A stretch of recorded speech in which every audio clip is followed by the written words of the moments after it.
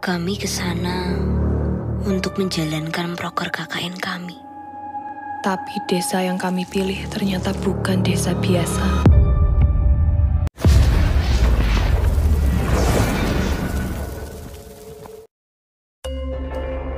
Video kali ini Mamang akan membahas cerita KKN di Desa Penari lagi, karena Mamang rasa ada yang masih janggal dengan cerita viral yang satu ini.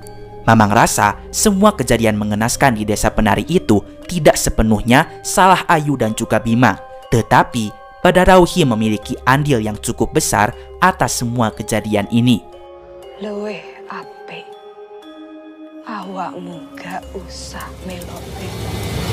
Tidak berlama lagi, langsung aja siapin cemilan terbaik kalian dan mari simak videonya.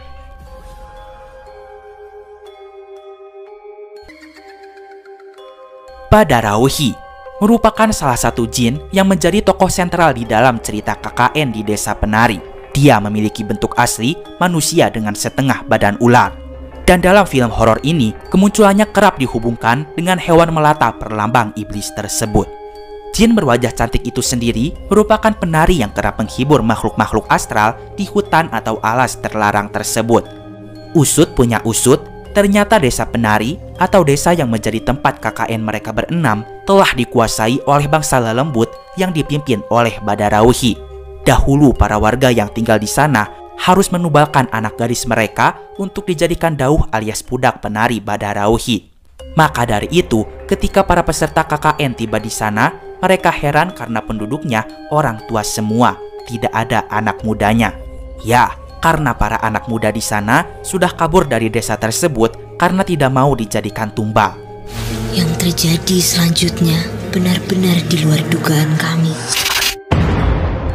Kepala Desa Penari, yaitu Pak Prabu, awalnya juga menolak program KKN di kampung ini. Namun pada akhirnya, dia mengizinkan dengan syarat agar peserta KKN itu menaati aturan dan menjaga adab di desanya. Di dalam cerita tersebut, seperti yang kita tahu, ada 6 orang yang diceritakan, termasuk Ayu, yaitu gadis tangguh dan juga mandiri, Widya gadis baik nan polos, Nur mantan santri yang memiliki mata batin, sekaligus memiliki kodam yang bernama Mbah Dok.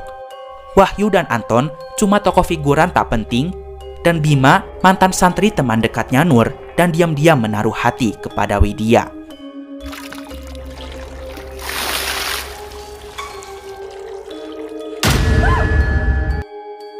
Banyak teror aneh yang ditemukan, mulai dari penampakan makhluk halus, suara gamelan, aroma bunga melati, suara sinden menyanyi, dan lain sebagainya yang membuat mereka tidak tenang dan merasa ngeri.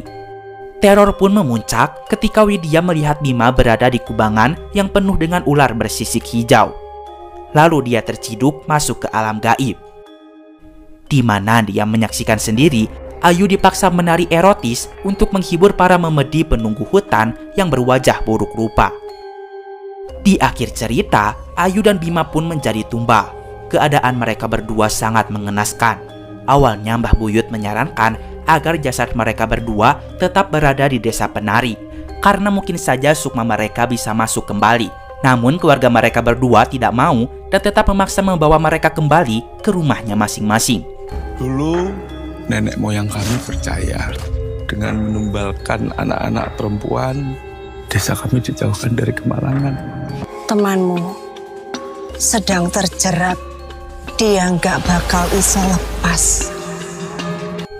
Di masa-masa sebelum meninggal, Bima selalu berteriak melihat penampakan ular. Lantas tak lama kemudian, 4 hari setelah kejadian itu, dia tutup usia. Ayu lebih tragis, matanya tak pernah bisa menutup. Ibu Ayu bersaksi jika sebelum meninggal, Ayu selalu meneteskan air mata. Hingga 3 bulan setelahnya, ajal menjemputnya. Otak di balik semua insiden ini adalah siluman ular, yaitu Badarauhi. Sejak awal Ayu dan Nur melakukan survei KKN ke desa ini, dia telah merancang skema licik dan kompleks untuk panen nyawa. Sejak awal Badarauhi memang sudah mengincar anak-anak muda yang datang ke wilayah itu setelah sekian lama tidak ada mangsa untuknya. Awalnya Badarauhi menempel ketat kepada Widya, sehingga semua orang berpikir bahwa Widyalah yang akan menjadi tumbal.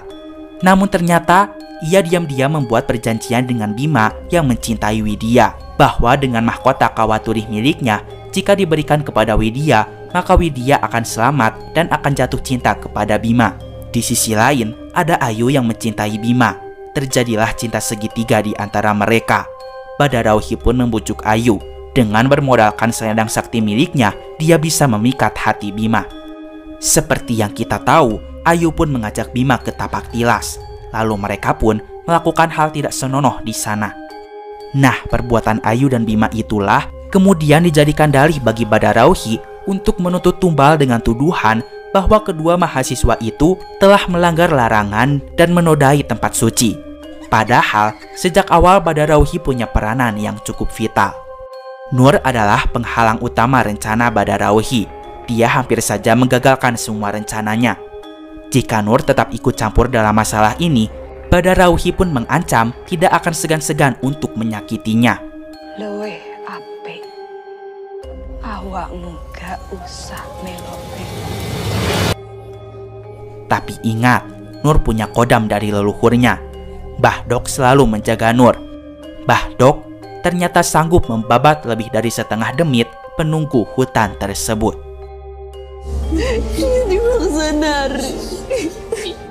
Tapi bagaimanapun juga, pada akhirnya, setelah sekian lama, Badarauhi pun berhasil mendapatkan Tumbal kembali.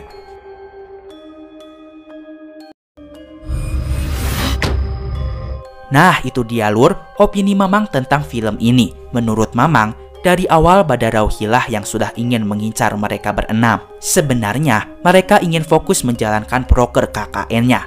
Tetapi mereka salah pilih desa. Berbagai macam teror terus bermunculan. Selain itu, Badarauhi pun sampai membujuk dua orang untuk melakukan perjanjian dengannya. Hal ini pun didukung juga dengan cinta segitiga di antara mereka. Sehingga rencana Badarauhi berjalan dengan lancar dan mendapatkan tumbal sesuai dengan harapan.